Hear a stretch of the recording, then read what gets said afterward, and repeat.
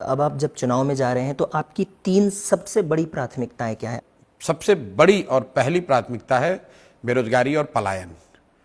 ये पहली बार हो रहा है कि बिहार में किसी राजनीतिक संगठन ने पलायन को मुद्दा बनाया है।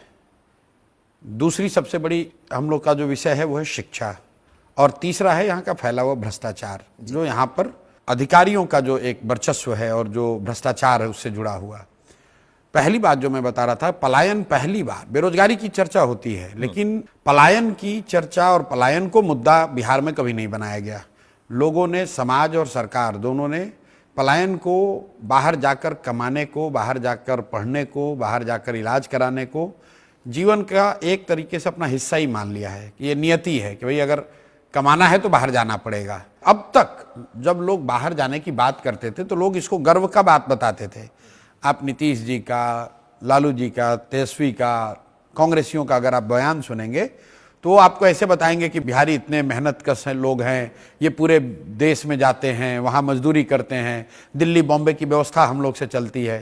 पहली बार प्रशांत किशोर और जनसुराज ने इसको कहा है कि नहीं, मजबूरी में अपने बच्चों का पेट पालने के लिए दिल्ली बॉम्बे में जाकर काम करना ये गौरव की बात नहीं हो सकती है।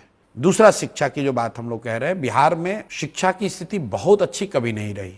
हम लोग खुद यहीं सरकारी विद्यालय से पढ़े हैं, लेकिन लालू जी के राज तक भी प्रखंडों में, जिलों में 2-4 विद्यालय ऐसे जरूर थे, जहां सरकारी विद्यालय, जहां से पढ़कर आप आगे बढ़ सकते थे। और इस पूरे कालखंड में नीतीश जी के शासन में शिक्षा और जो विद्यालय हैं ये सरकारी सुविधाओं को बांटने का केंद्र बन गए।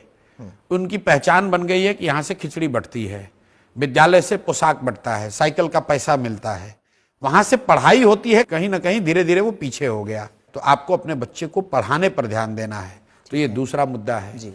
तीसरा और अंतिम मुद्दा जो बड़ा है वो है यहाँ पर जो अधिकारियों का दबदबा हो गया है।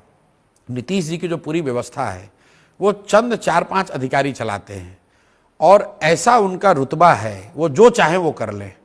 जैसे पदयात्रा चलते हुए मैंने किसी से पूछा कि भाई लालू जी के राज में और नीतीश जी के राज में बिहार में क्या फ़र्क है, तो उस व्यक्ति ने जो बताया, मैं उसको पैराफ्रेज कर रहा हूँ जी, जो कोट कर रहा हूँ उसको बेसिकली, उसने कहा फ़र्क दोनों में सर कुछ नहीं है। बिहार की जनता का हजामत तो दोनों सरकार में बना है।